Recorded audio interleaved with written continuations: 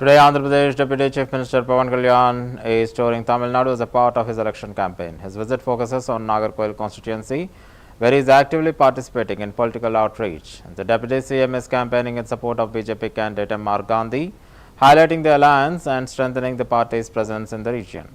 This campaign is seen as a significant move to consolidate support among the voters in Tamil Nadu, especially constituencies where BJP is aiming to expand its influence. Pawan Kalyan's presence adds weight to the campaign, drawing attention from both local and supporters and national observers.